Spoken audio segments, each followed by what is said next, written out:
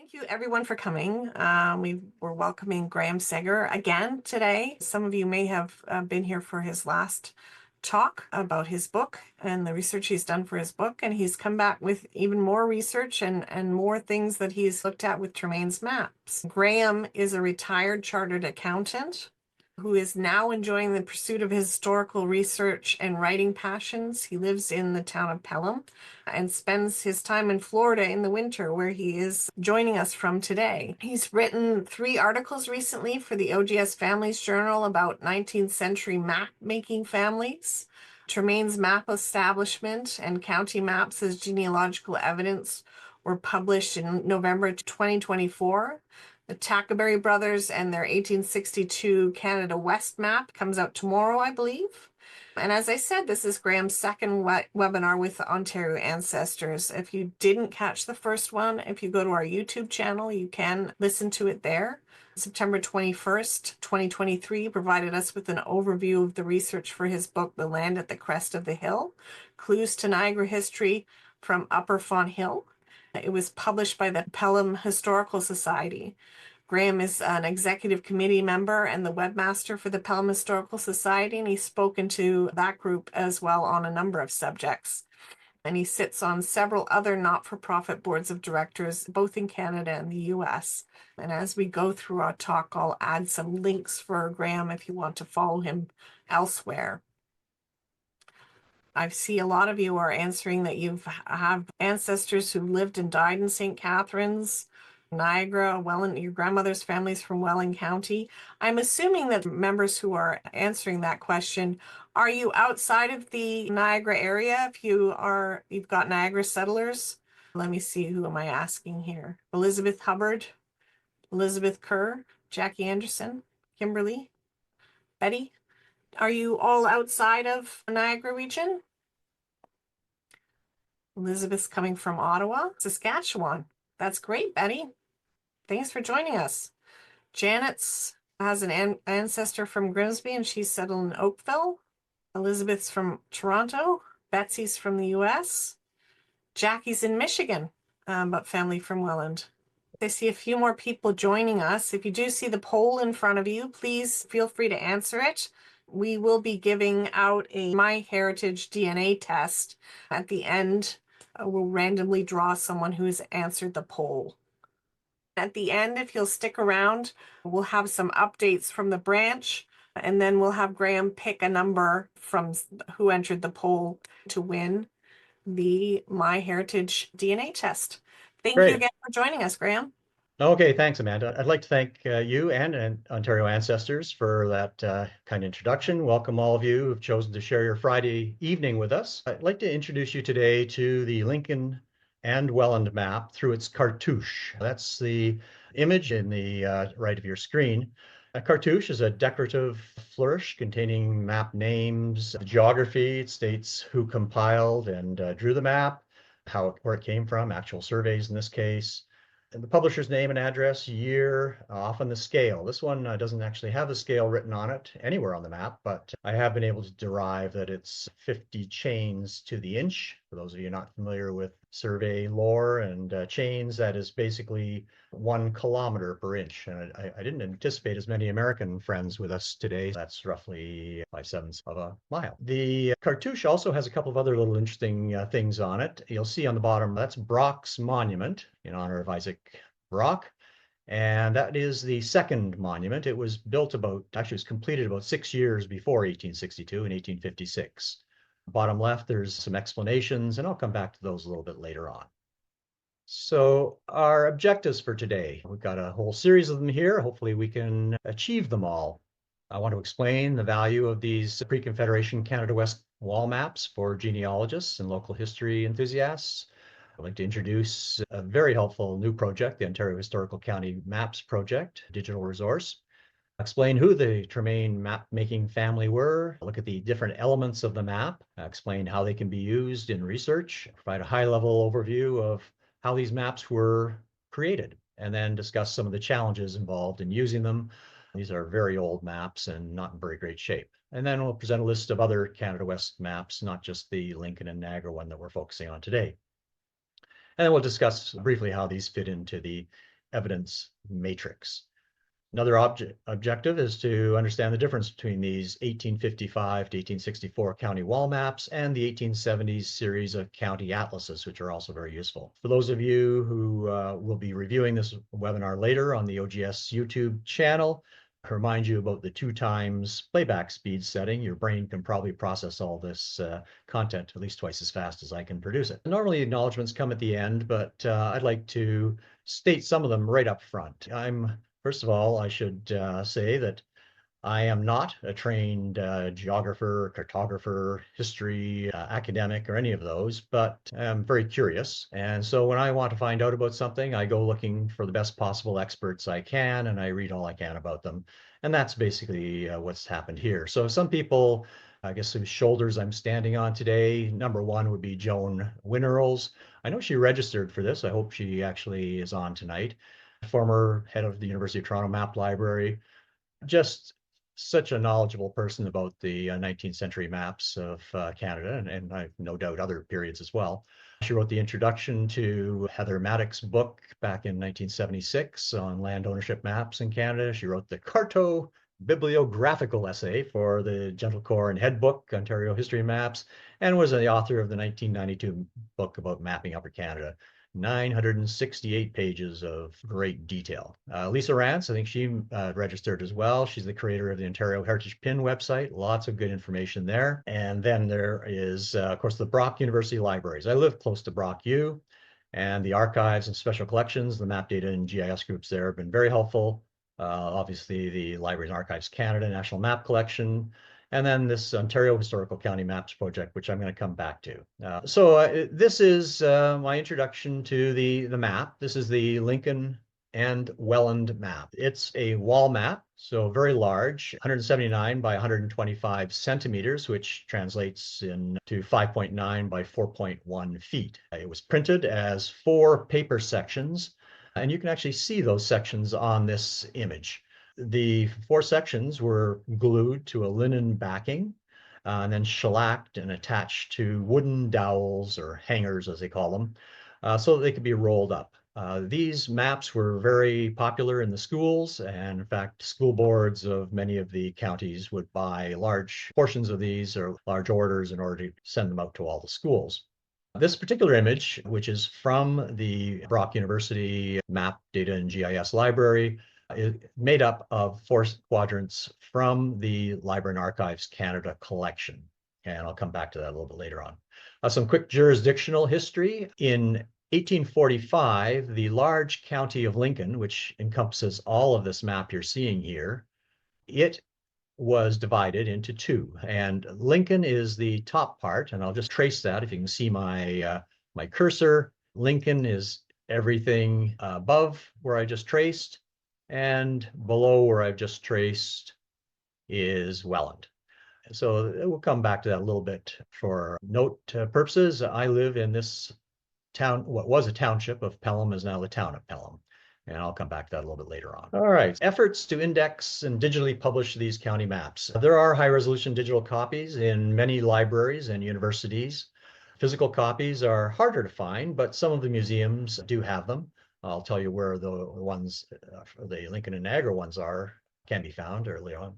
And then several Ontario Ancestors or OGS branches have created name indexes for their county maps. And the Ontario Heritage Pin Index also had some indexes, some early pioneers in indexing. This is the project that I really would like to highlight for a lot of people. Many people probably don't know about it. It's been underway for a number of years now, and it's still a work in progress. But it is just such a tremendous resource for people interested in the history of mid-18th century Ontario, or Canada West as it was then called. Per their website, it's called a collaboration among Marcel Fortin of the University of Toronto, Cheryl Woods of Western, or UWO as it's called when I used to go there, Lorraine Dubray of McGill, and others. They've georeferenced and indexed the Tremaine County maps for almost all of Ontario. They have one little gap, and many others, and incorporated them into an online digital resource. It's still a work in progress, as I mentioned. It combines all available county maps, and it has a directory, very importantly. Because of the directory, you can actually find potentially your ancestors by looking at it. This is the landing page when you go into this Ontario Historical County Maps project, and you'll see the different historical counties. And all you have to do is start drilling down, zooming in, and it'll take you down to your town, the lot you're interested. And the interesting thing is that they have, with these, they've actually georeferenced them. So you can drill right down to a road map or a current modern day map and show where your ancestor or whoever it is that you are looking for, where they lived on that existing map. Now, these Western counties were almost all done by the Tremaine map-making family. There were some exceptions. I think Essex, Haldimand, Simcoe, Victoria, Wellington, and Wentworth were published by others. You'll see here the eastern part of Ontario, and those were published by a different group, H.F. Walling, Henry Francis Walling. He was an American. He's a fascinating character, civil engineer, librarian, surveyor, employee of both the Office of the Coast Survey and the U.S. Geological Survey. He was involved in the production of hundreds of maps, often as the principal, not just the employee or the contractor, but actually was the sponsor of many of them. I haven't been able to learn much about D.P. Putnam. In fact, he's a bit of an enigma to me. His address was listed as Prescott, but he seems to be almost invisible in the records I've been looking for anyway. Anybody who knows more about him, I'd be interested. He should not be confused with the U.S. publisher G.P. Putnam, a totally different person. So who were the Tremaines? For simplicity, I've produced this summary family tree. There are 4 principal members, and I've got the red tick marks beside them. The Tremaine family had been in the U.S. for several generations, I think at least 3. But Reuben, who was born in Massachusetts, moved to upper New York State, Rodman in particular. And he and his wife Laura had 9 children. 3 of them are relevant to our discussion today. George Collins Tremaine, who was the leader of this whole little band. His sister Mary, her significance in this is that she married John Ferris Ward, who became a member of the map-making company. And then 2 of the 11 children of George's brother, Gaius Gridley Tremaine, that was George Richard and Gaius Monroe. For obvious reasons, he didn't use his name. He always went by GM Monroe in any sort of, or GM Tremaine rather, in any documentation I've seen about him. And there's quite a bit of information about him. So brief bios of these fellows. And George Collins, born in Rodman, Jefferson County, New York, immigrated to Kingston, Canada West in the early 1840s to teach school. Later became a book peddler and then the founding member of the Tremaine map establishment. He never married, stayed in Canada, continued to publish maps until 1872 when he retired, including a number of non-county maps. He died in Picton, Prince Edward County, just short of his 78th birthday.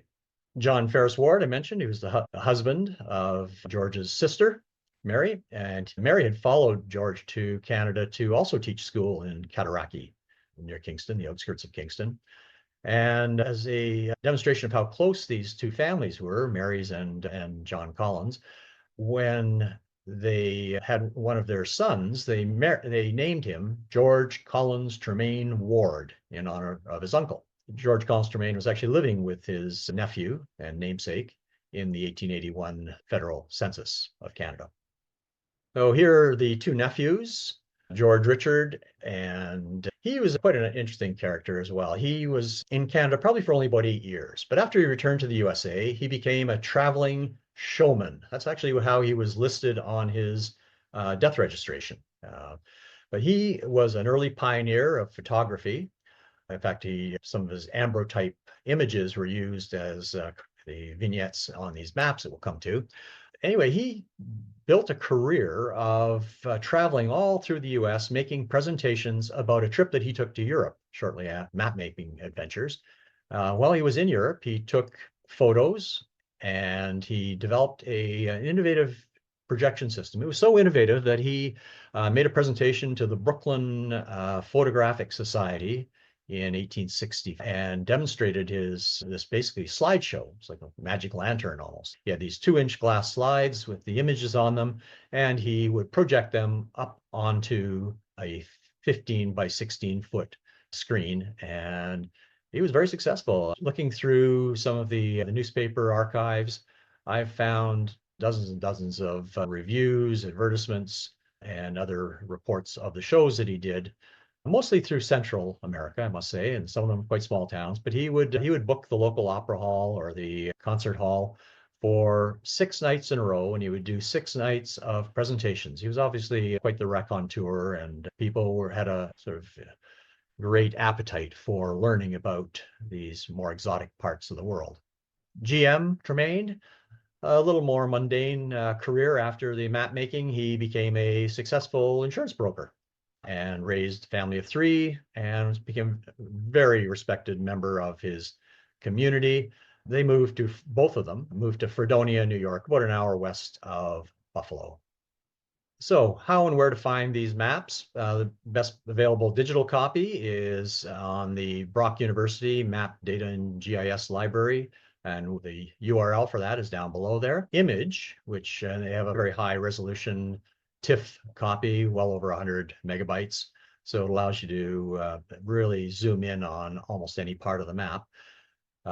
The source of that map are the 4 quadrants I showed you earlier, and the credit for that is Library and Archives Canada, the National Map Collection, MSC 19014, georeferenced and modified by Map Data and GIS Library Brock. There are several levels of resolution available on their website. One downside of this version is that it is not as complete as other copies. I'll come back to that later. This was a bit of a dynamic process when they produced these maps. Not every one that came off the print or the printing press was exactly the same. They would be making ongoing changes and substituting different things in and out.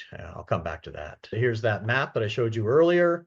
There are 15 historical townships in this map, 7 in Lincoln, that's the 5 across the top, Grimsby, Clinton, Louth, Grantham, and Niagara, plus the 2 center west townships of Caister and Gainsborough, and then 8 in Welland, Pelham, Thorold, Stanford, Crowland, Willoughby, Wainfleet, Humberstone, and Bertie. When using these maps, it's useful to understand the Upper Canada Land Survey grids. I'd assume that most of you on the call would be very familiar with those, but given the number of people from other locations, that may not be the case.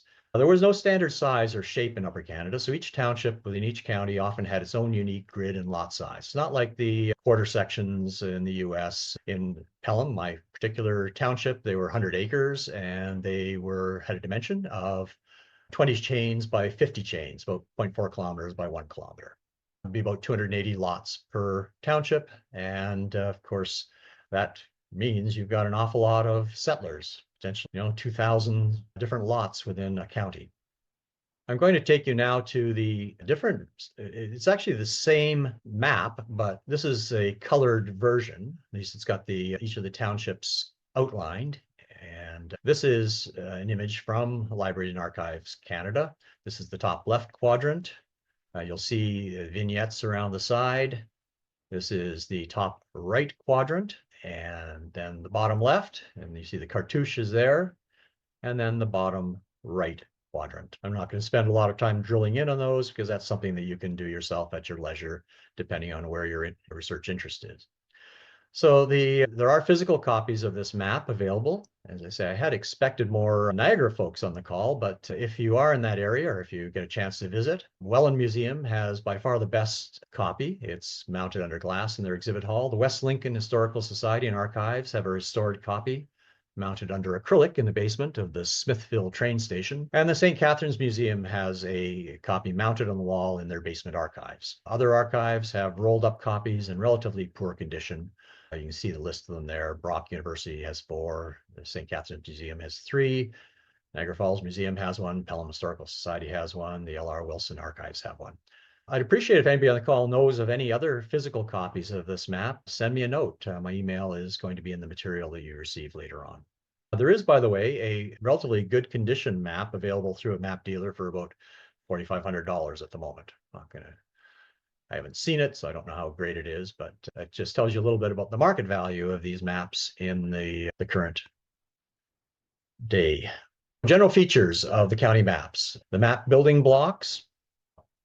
I'm going to talk about on the next slide. But the elements, I've already chatted a little bit about that. You have all kinds of information in the directories. You have information about the elected and administrative personnel, the town directories, who are often subscribers, the property owners, names listed right on the lots. You have roads, railways, canals, etc. I'm going to show you a little bit about that with a couple of examples from my own research. And then there are the explanations, which are basically the captions and symbols. There are some challenges. You saw those four quadrants didn't quite come together perfectly.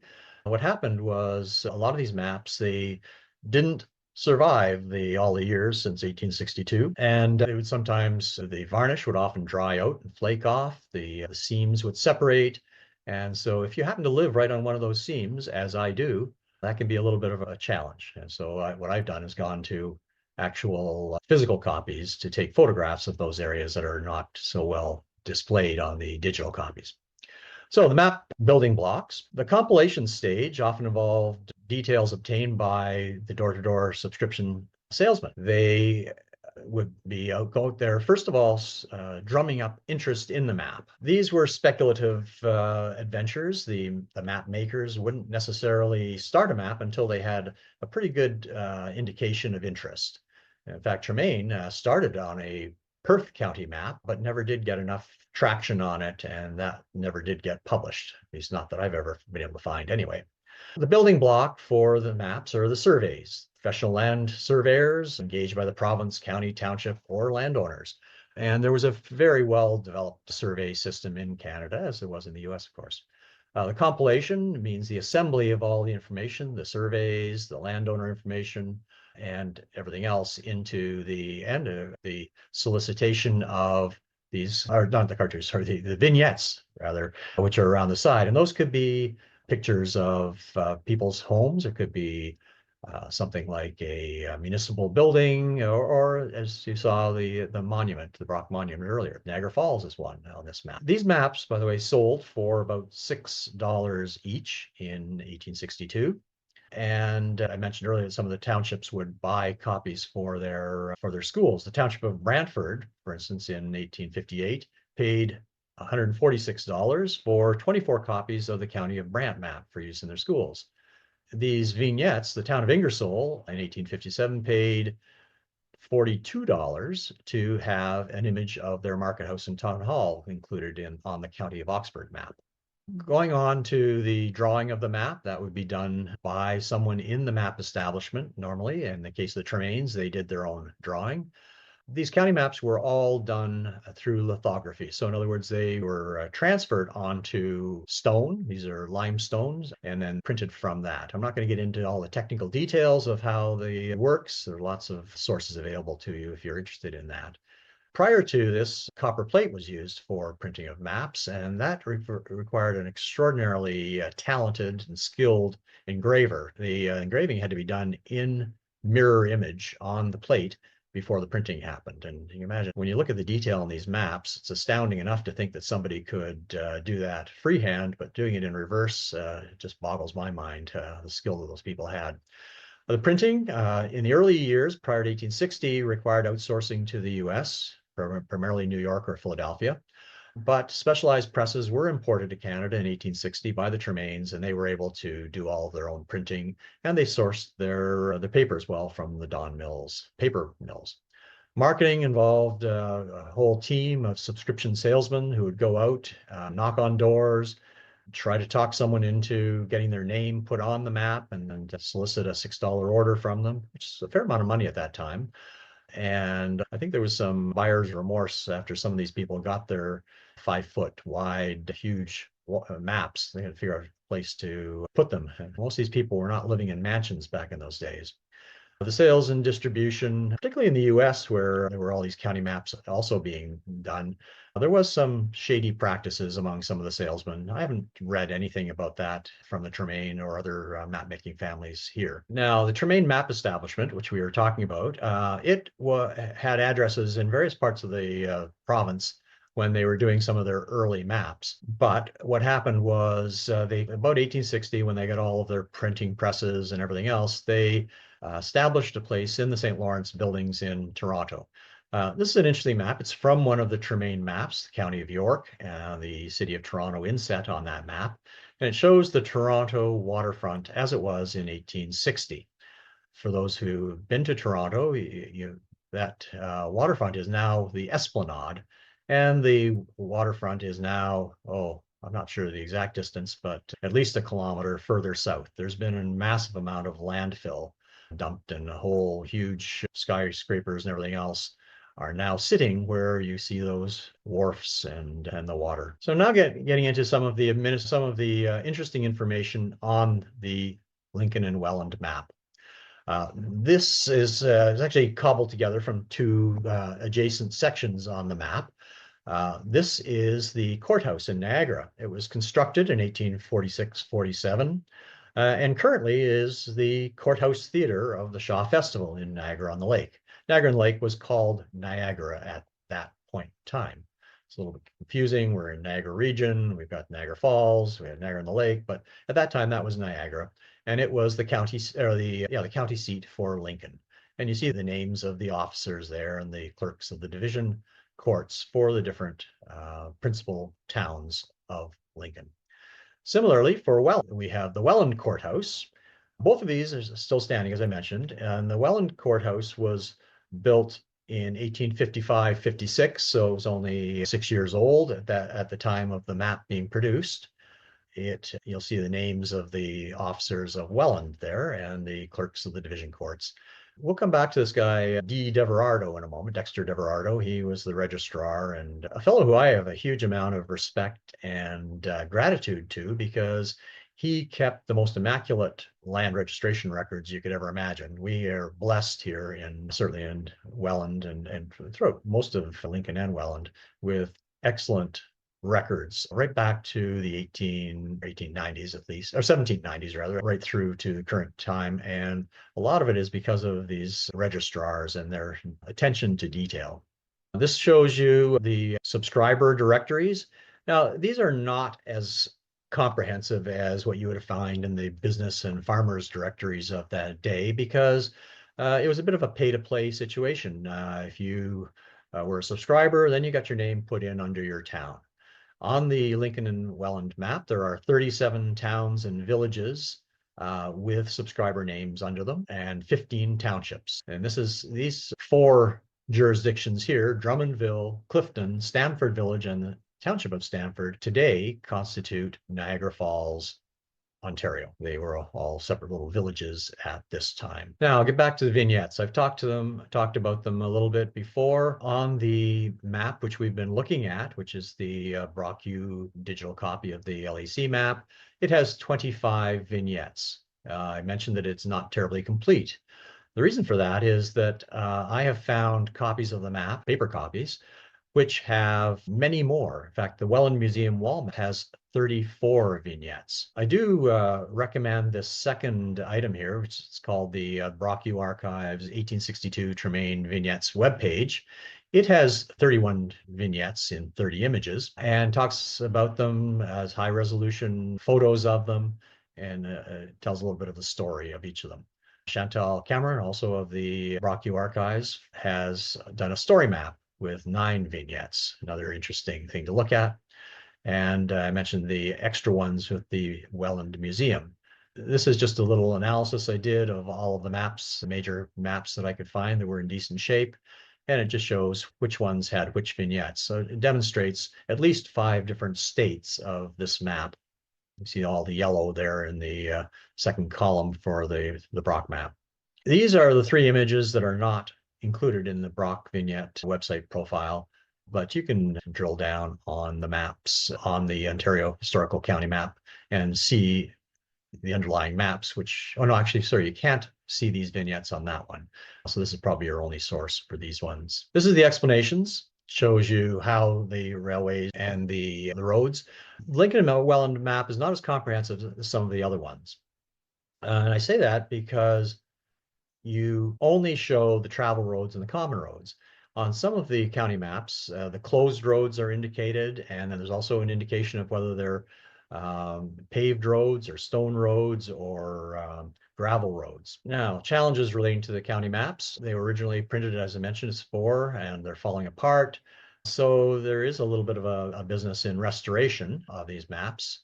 For instance, the one in Smithville, which I referred to earlier, it was restored in Ottawa. Top few inches of the map are often badly worn because of the rolling and unrolling and the seams I've already mentioned. I think I've already gone through a lot of this material on this slide. talk about the center of that map being also the geographic center of Niagara, coincidentally where I live, also the highest point in Niagara. And experts may at some point be able to rectify this problem of the separation, but in the meantime, we have to go back to the paper maps. So this is a little experiment I did for the area where I live. You'll see on the left, that is the center seam of the 4 quadrants. What in the middle is a photograph from the paper copy that we have at the Pelham Historical Society archives. It is showing some wear and tear, and every time it gets unrolled, we worry about what will happen next with this map. It has to be very carefully handled, but it does have a much more complete picture of what's going on in the center of the map because the 4 quarters have not separated. Quadrants rather. And then you have on the right there, this is an image taken from the base map of the OHCMP project. And you'll see if you look very carefully and squint, you'll see the names of homesteaders. And those are the actual names that are showing on the Tremaine map. The one that I have the red arrow pointing to is that fellow Dexter Deverardo who referred to earlier. There were typos, spelling mistakes that inevitably found their way onto these maps. And when you think of the process, someone out in the field getting information from the homeowners and then has to be drawn onto the map. And then there's a lot of steps along the way for errors to be introduced. So what it says is D. Everardo on the map, but we know who he was from the land records and a fairly well-known person in this area. Using the 1862 Tremaine Niagara map in a research study. This is a project I did last summer.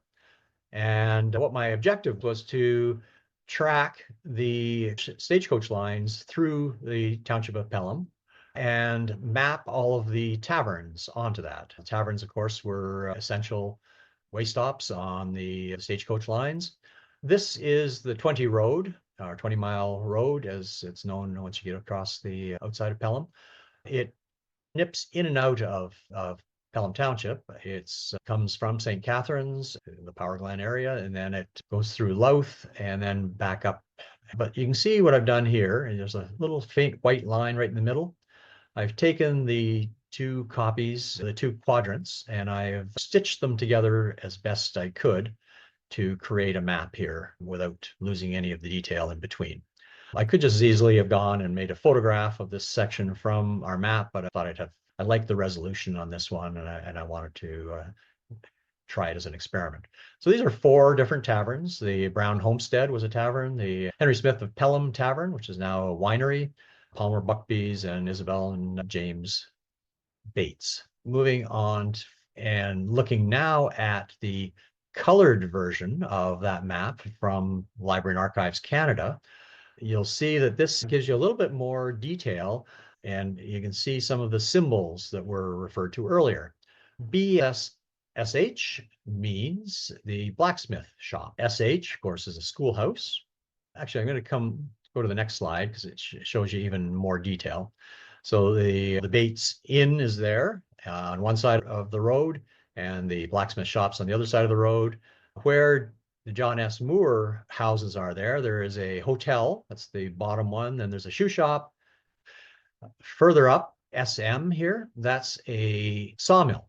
And this is the 20-mile creek, so it makes sense that sawmill would be right on the edge of the creek. This schoolhouse has got an interesting story. It was called the Pelham Union Schoolhouse, and it operated right through till 1965. It served students from 4 townships. They were the townships of Pelham, Louth, Clinton, and Gainsborough. They all meet at that little corner. This also shows you some examples of another spelling mistake. You'll see HN Cosby, and then next door is M Cosp. They were actually relatives, and it was just a spelling mistake they made on the other one. On now to, this is the modern day map, and the one on the left is from that OHCMP base map. So again, you can see all of these names that I just referred to, and they are tagged to the modern day map. Google Maps on the right. There have been some conservation efforts done with these maps. I mentioned that earlier. These are 2 images from the Canadian Conservation Institute of a project they did in 2008. This is for the West Lincoln Historical Society map. And you can see what the condition of the map was before and the condition after. McMaster University also has a web page and a YouTube video describing the conservation of an 1859 County of Peel map. And it's got a lot of information about the actual physical process of restoring the map. Now I'm going to get into the other county maps, and I'm going to go through this quite quickly because in your handout, you're going to have URL links which allow you to go to all of them. I mentioned earlier that Walling and Putnam were in the east and the Tremaines were in the west. So we'll go through the Tremaine maps in alphabetical order first. You had the County of Brant in 1858. You'll see the cartouches for each of these. I list here who compiled and drew them. A lot of this information was courtesy of Joan Winnerles and her extensive research. Then you've got the County of Durham in 1861. Elgin, I'll pause for a moment on Elgin. This is probably the best documented and commemorated Tremaine County map in existence. It was 1864 map. In 2002, Brian Michel, he's the archivist in Elgin County, did an outstanding job of reproducing and summarizing the single wall map into a large format, 80-page book. This is, to me, really highlights the density of information on each one of these large wall maps. He took that, broke it all down. It took him 80 pages to summarize it all in a beautifully produced book. It's actually available for a bargain price from the Elgin County Archives. They've got some left. If you're doing any research or in the St. Thomas area, that would be something, a good addition to your library. There are digital scans as well in the Ontario County Map Project. Indexing was done by Robert Moore, by the way, on that one. Haldeman, it was printed by the Tremaines, but published by W. Jones. County of Halton, Middlesex, same year as the Lincoln and Pelham map. Norfolk, that was the earliest Tremaine map. 1860 was the County of Ontario, 1857 Oxford. Peel was 1859, Prince Edward County, 1863. You'll see this one was compiled by John Ferris Ward, who lived in Kingston, not too far from the county, and printed in Toronto at the map establishment. In the County of Waterloo, there are several other interesting resources relating to this map. I've got them listed here. The Robinson Heritage Consulting has an interactive guide to the map. And then there was an article written for the Waterloo Historical Society in 1974 talking about this map. County of York, there are lots of copies, digital copies of this one. U of T has one, York University has one. This may be the first reference to AGSDLMC. That's the University of Wisconsin at Milwaukee. They have got a phenomenal map collection. Many of you probably know that, but many of the eastern townships of Canada West, their maps are available. Very high resolution, excellent copies of their maps are available through the University of Wisconsin links, and those links again you'll get later on. Essex, this was a latecomer, 1877. It was done by the Tackabury brothers, and Amanda mentioned earlier, tomorrow with the coming of the OGS newsleaf, there'll be a link to the February Families Journal, and I have a new article about the Tackabury brothers in that. I'm not going to talk about them today though. Huron was 1862, Simcoe 1871, Victoria 1877, Wellington and Wentworth. Now we're getting into the maps that were published by people other than Tremaine. I guess it was these two were not Tremaine, nor were these two or these. Now in the eastern part, I mentioned it was Putnam and Walling. In the eastern part, and I'm not sure the exact reasons for it, but these maps were often combined. For instance, you've got 3 counties on the Frontenac, Lennox, and Addington. You've got 2 on Lanark and Renfrew. You've got the United Counties of Leeds and Granville, and then you have 5 for Stormont, Dundas, Glengarry, Prescott, and Russell. And then finally, the County of Carleton. One of the best copies of that I found was at the Boston Public Library, their Leventhal map collection. So I said I would talk a little bit about county maps as evidence. They're clearly derivative sources as they depended upon underlying surveys and landowner data and some firsthand accounts. Likewise, the information is mostly secondary and the evidence is a mix of direct and indirect. I did write an article in the November Families Journal about using the county maps as genealogical evidence, and there are also some other very good sources for that. Each element must be considered in turn when trying to fit them into the genealogical proof standard. Cartographic details are normally pretty accurate is what I found. Some of the genealogical details, I mentioned that the settlers' names have got spelling mistakes and such. The business directories are usually pretty good. The vignettes have been somewhat romanticized in many cases, picket fences and horses and cows prancing in front. So I wouldn't say they were photographic, though some of the Tremaine ones, they did use ambrotype photographs as their base.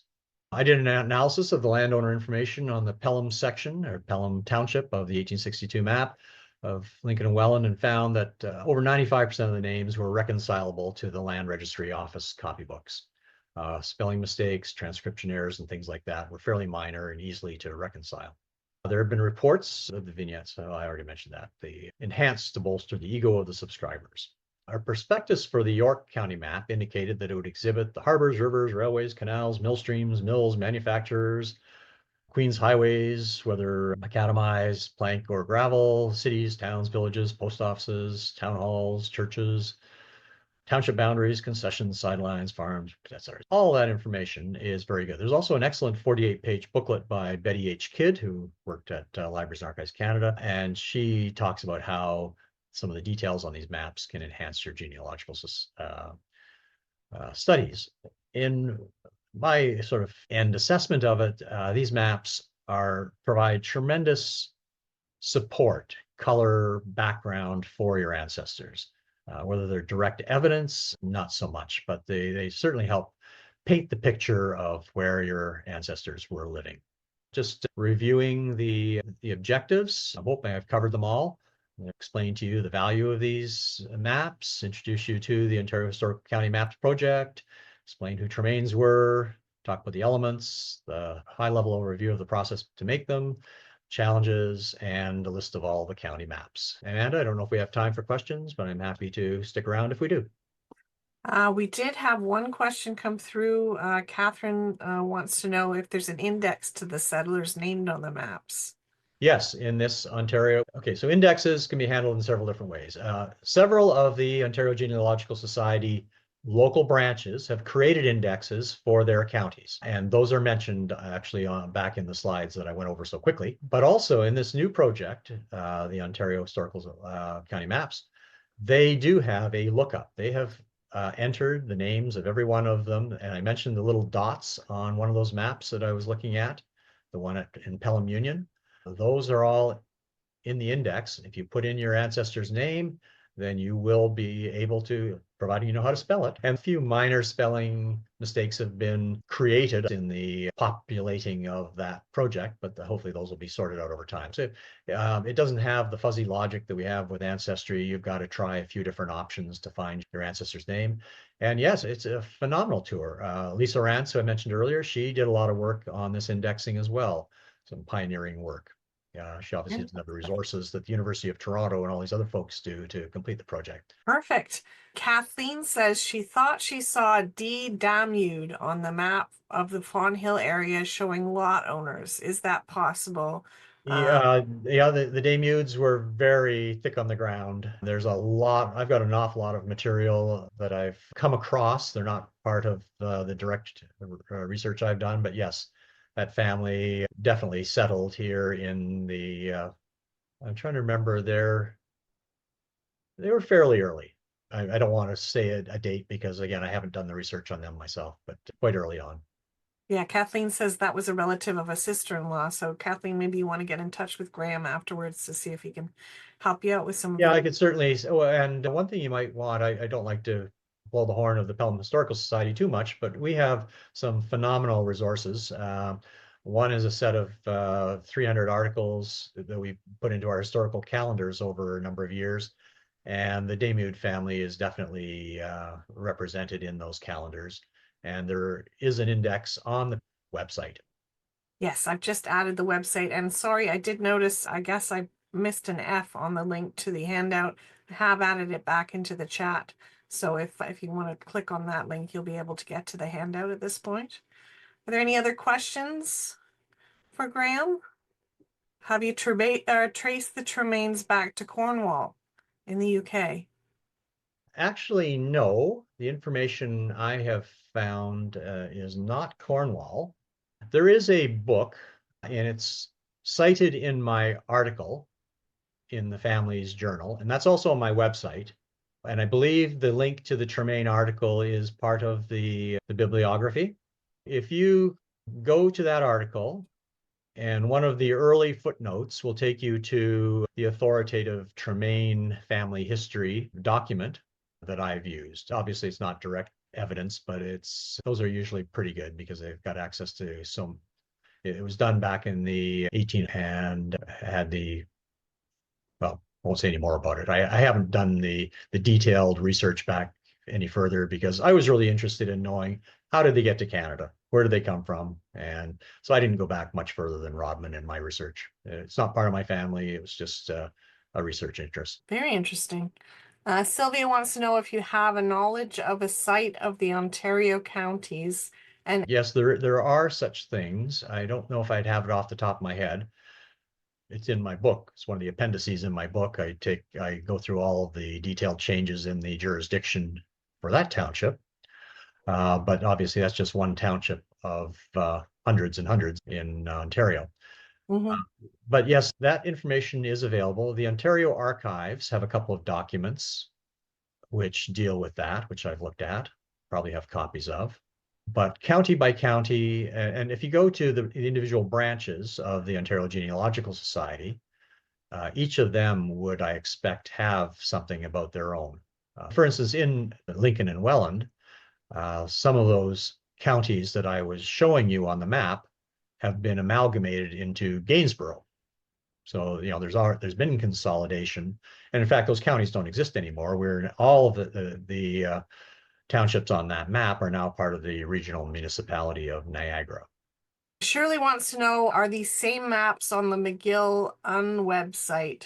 That's a very good question. So what I meant to do, and I didn't get around to it, I was going too fast, was to differentiate these county maps, which were mostly published between 1855 and 1865, differentiate them from the county atlases, which were produced about 10 to 15 years later. These two together are wonderful resources because it gives you two snapshots and it varies by county. In my case, the Niagara is 1862, and then the county atlas, multi-page atlas, came out in 1876. So you got a 14-year gap. And it's always nice when you've got two different data points like that, where you can look at how there's been a transition, or whether where your ancestors still on the same property or have they moved, etc. And those are helpful when you tie them in with the land registry records, which, as I mentioned, are very good. And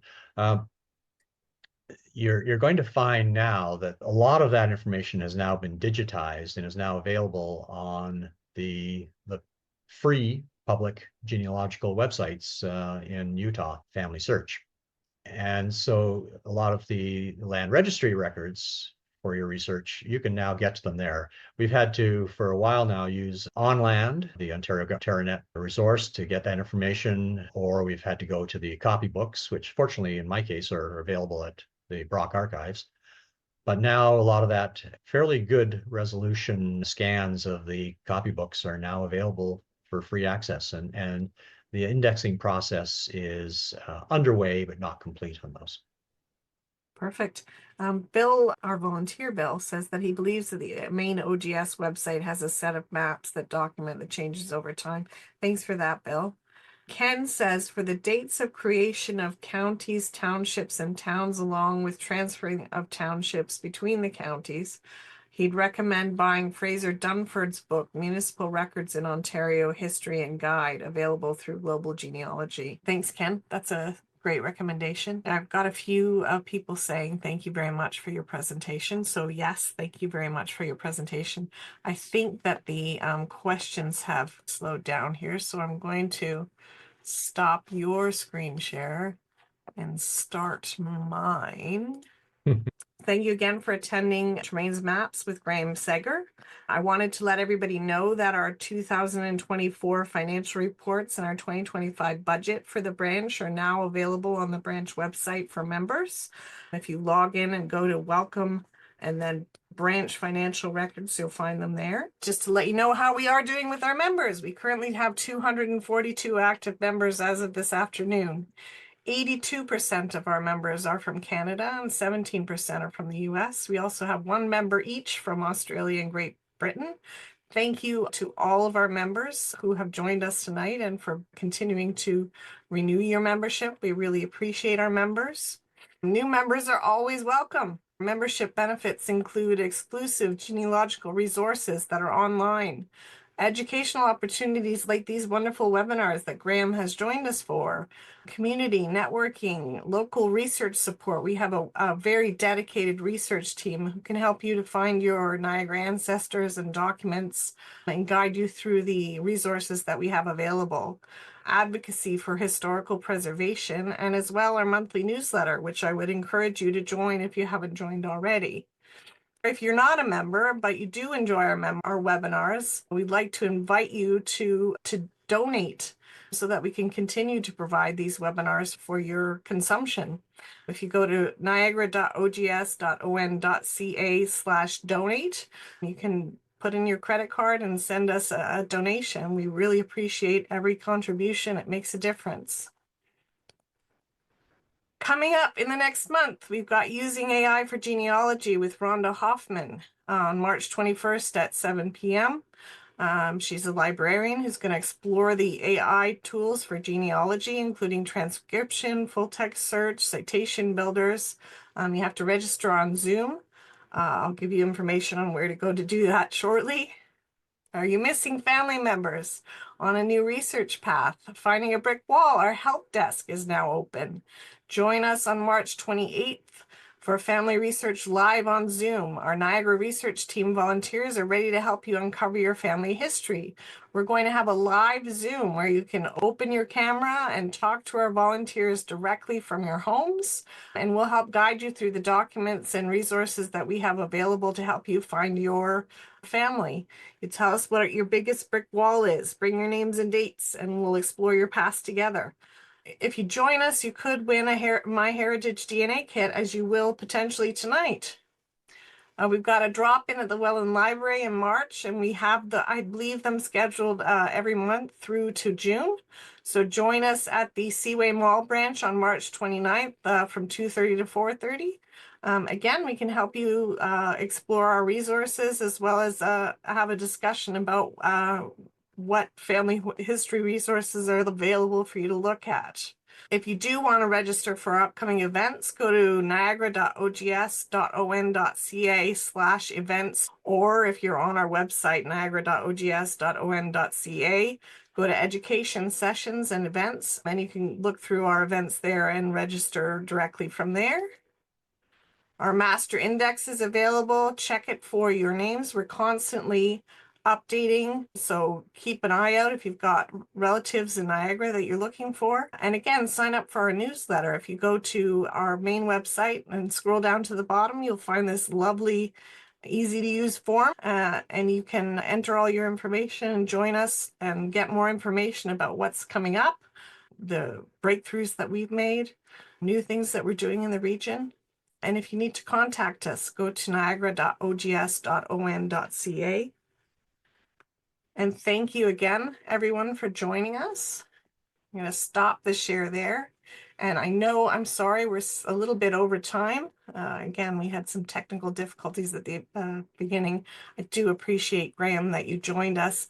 Can you pick a number between 2 and 145? And All I right, will 113.